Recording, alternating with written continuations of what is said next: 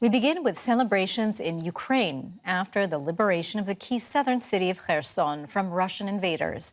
Moscow illegally annexed 4 regions of Ukraine, including Kherson, just 6 weeks ago.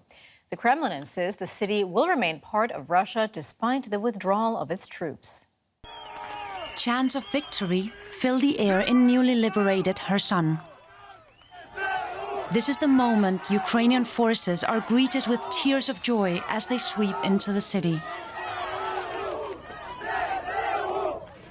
In nearby villages, people are flying the Ukrainian flag again with pride.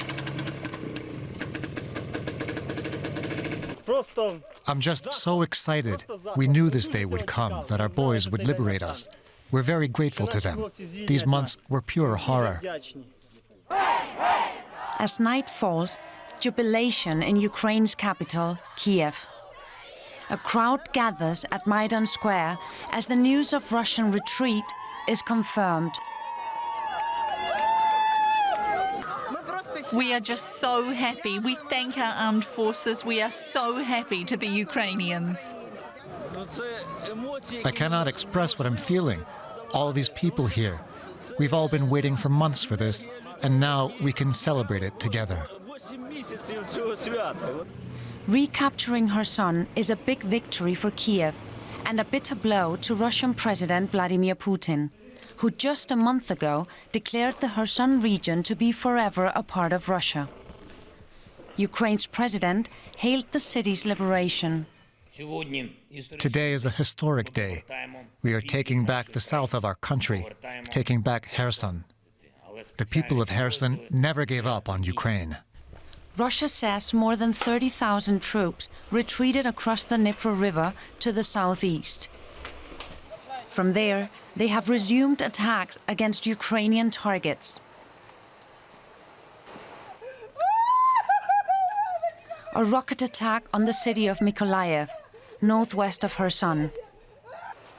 Long-range missiles destroyed an apartment building, killing several people.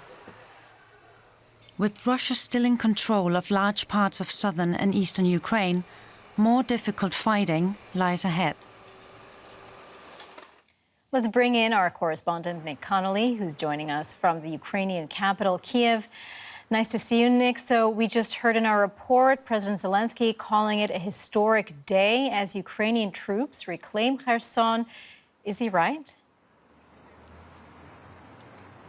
Well, this is definitely something that people here in Kiev and across Ukraine have been waiting for a long time.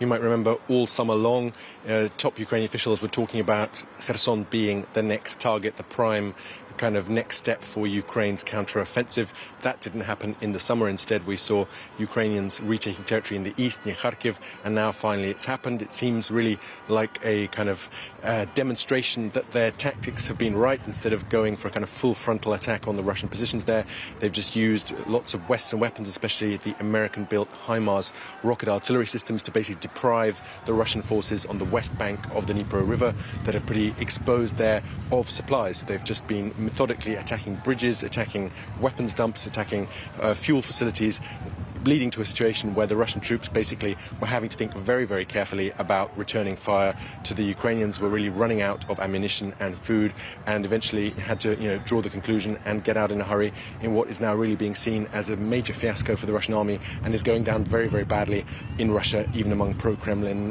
kind of bloggers and pundits.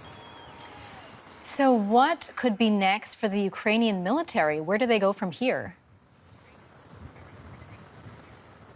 Well, obviously trying to kind of follow the Russians across to the eastern bank of the Dnieper River isn't immediately an option. The Russians blew up the bridges as they were leaving, also abandoning seemingly quite a large number of their own soldiers who are now trying to hide in Kherson, changing into civilian gear, hoping they can somehow avoid detection.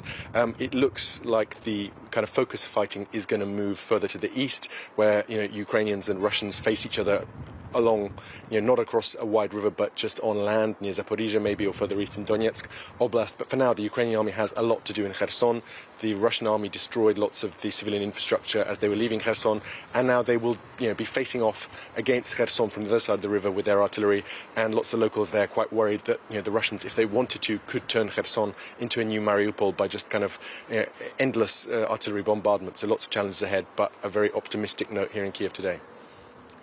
Well, for its part, the Kremlin says that the Russian forces' withdrawal from Kherson's capital is not going to change the region's status as still being annexed by Russia. How is that going to work? Well, they would say that, wouldn't they? They're in a very difficult bind right now.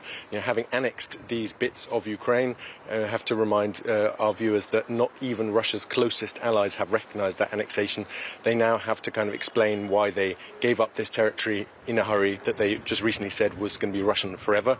I think, right now they're trying to just hope that kind of the Russian public will grow tired of the story and they'll be able to focus on new kind of bits of the front lines, new narratives. But this is very, very difficult to sell. And we've seen Vladimir Putin basically trying to keep as far away as possible from this defeat, sending his defense minister, sending his top generals to kind of face and to kind of own this defeat while he keeps quiet. I think there's a real suspicion here in Kiev that this might really be pretty disastrous for Russian morale and might really make it a lot more difficult for the Russian leadership to encourage its soldiers to carry on fighting in other parts of the country if, they could potentially imagine a similar retreat, a similar kind of hasty fiasco in the weeks and months to come. DW's Nick Connolly in Kiev. Nick, thanks so much for your reporting.